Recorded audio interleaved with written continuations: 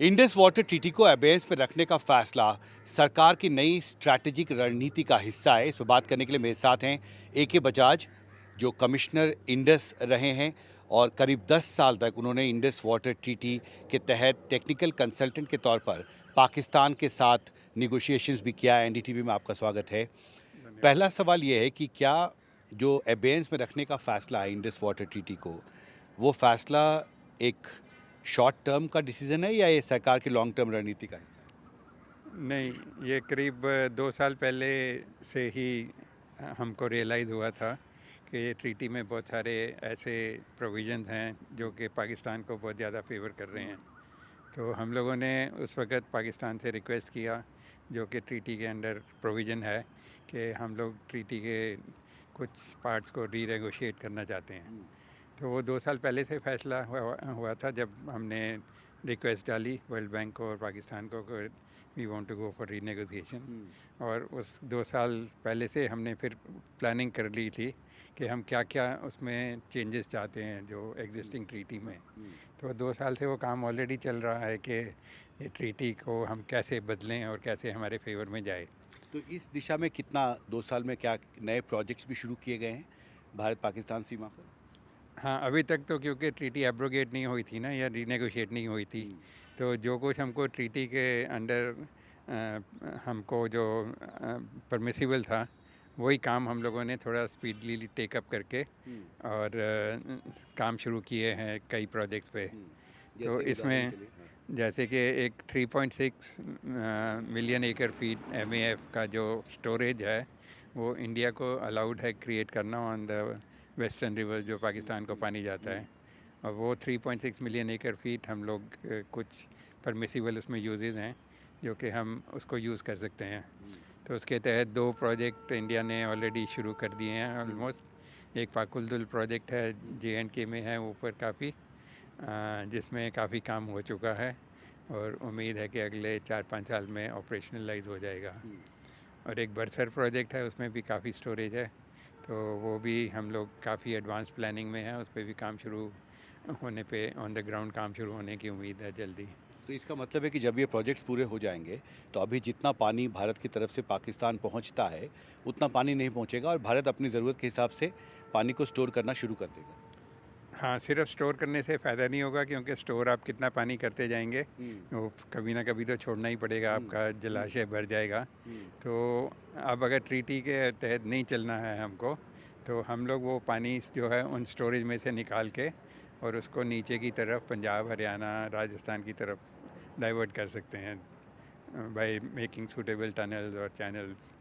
मैंने तो अपनी वो, ज़रूरत के हिसाब से हम हाँ इस्तेमाल हाँ, कर तो सकते वो हम को मतलब एक तरह से परमिसिबल हो गया बहुत वेस्टर्न रिवर्स का पानी भी यूटिलाइज़ करना, अगर हम ट्रीटी से हटते हैं। हैं। तो अभी आज की डेट में वो नहीं था परमिसिबल। आज की डेट में वो स्टोरेज जो बन रहा था, उसको बहुत थोड़ा लिमिटेड यूज़ हमारे को था, बाकी सब पानी छोड़ना ही पड़ता हमको जी। पाकिस्तान को। तो पाकिस्तान में जो खरीफ सीज़न है वो आमतौर पर अप्रैल में शुरू होता है और जो मॉनसून है दक्षिण पश्चिम मॉनसून, वो भी पाकिस्तान की अर्थव्यवस्था के लिए बहुत महत्वपूर्ण होता है और जून के अंत तक पहुंचता है पाकिस्तान। तो आपको लगता है कि जब भारत अपने इस्तेमाल के लिए ज़्यादा पानी स्टोर करने लगेगा या डाइवर्ट करने लगेगा तो इससे निश्चित तौर पर पाकिस्तान की जो अर्थव्यवस्था है, विशेषकर कृषि अर्थव्यवस्था है, उस पर बुरा असर पड़ने वाला है?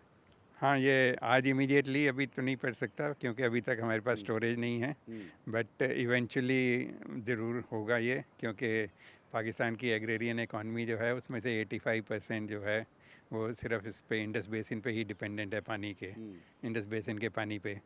तो वो हम जितना भी रिस्ट्रिक्ट कर पाएंगे पानी और अपने यूटिलाइजेशन के लिए उसको वेस्टर्न रिवर से डाइवर्ट कर सकेंगे टुवर्ड द ईस्टर्न रिवर्स, तो उतना पाकिस्तान को पानी कम जाएगा। तो उनको मुश्किलें तो आने वाली हैं आगे, कुछ सालों में, आने वाले सालों में। जी। इंडस वाटर ट्रीटी के तहत भारत के की ये भी बाध्यता थी कि वो फ्लड सिचुएशन के बारे में पाकिस्तान को अलर्ट करे, water storage level, flow of water के बारे में डाटा शेयर करे, लेकिन अब वो बाध्यता खत्म हो गई है। तो जो मॉनसून सीज़न अभी शुरू होने वाला है जून में, जून अंत तक पाकिस्तान में शुरू होता है, तो भारत के पास अब कोई बाध्यता नहीं होगी कि अगर पानी में स्तर बढ़ता है इन वेस्टर्न रिवर्स में, तो उसकी कोई सूचना पाकिस्तान को दे, तो इससे भी पाकिस्तान की मुश्किल बढ़ने वाली है मॉनसून सीज़न में। हाँ, सिर्फ मानसून सीज़न में ही नहीं, हम लोग डाटा जो है बाकी पूरे साल भर में भी डाटा शेयर करते थे पाकिस्तान के साथ, जो कि उनको अपने प्रोजेक्ट्स प्लान करने के लिए यूसेज में लाता था। तो अब एज ए ह्यूमैनिटेरियन जेस्चर फिर दोबारा ना हम देना शुरू कर दें, बट अगर हम उनको नहीं बताएंगे एडवांस में कि ये इतना फ्लडिंग हो रहा है, ऊपर से ये इतना पानी जा रहा है, तो वो उनको जो थोड़ा बहुत 10 घंटे 12 घंटे ट्रैवल टाइम मिलता था हमारी वार्निंग के बाद, जब तक पानी उनके वहाँ पे पहुँचता है उस एरिया में, तो वो अब नहीं होगा। और वो सडनली मतलब पानी आएगा, उनको अपने एरिया में ही वो 1-2 घंटे पहले देख पाएंगे कि इतना पानी आ गया, और आगे पीओके में फ्लडिंग होने के चांस है, जैसे शायद अभी भी कुछ हुआ है। और पाकिस्तान में काफ़ी वो लोग एक खबर है कि कुछ ज़्यादा पानी आ छोड़ा गया। गया है हाँ, इंडिया की तरफ से। हाँ। नहीं, छोड़ा गया तो गलत वो लोग बोल रहे हैं, छोड़ा गया का कोई कंसेप्ट नहीं है यहाँ पे, क्योंकि इंडिया के पास कोई स्टोरेज नहीं है जहाँ से वो रेगुलेट कर सकें कि इतना पानी छोड़ना है, इतना नहीं छोड़ना है। जो पाकिस्तान ने अभी तक हमको प्रोजेक्ट बनाने अलाउ किया है, जिसमें उरी का नाम भी आ रहा है, उसमें कोई उनके पास प्रोविज़न नहीं है कि अगर पीछे से पानी आ जाता है तो रोक लें। ये एक उनको नेचुरल फिनोमेना था हाँ, जितना पानी पीछे आएगा वो उनको आगे छोड़ना ही है। ओके। बस खाली ये हुआ है कि इस बारी वार्निंग नहीं मिला पाकिस्तान को एडवांस में, नहीं तो पहले जब पानी उरी से जाता था तो उनको एडवांस वार्निंग मिलता था। इसलिए कहा जा रहा है कि पीओके के इलाके में पानी का स्तर बढ़ गया। खतरनाक स्तर पे पहुंच गया है। हाँ जी, वो नेचुरल मतलब पानी आया पीछे से फ्लो उसमें झेलम में, तो उस वजह से छोड़ना ही पड़ा हमको, हमारे पास कोई ऑप्शन ही नहीं है। हमसे बात करने के लिए आपका बहुत बहुत शुक्रिया। दिल्ली से मेरे कैमरा सहयोगी कानन पात्रा के साथ हिमांशु शेखर, एनडीटीवी इंडिया।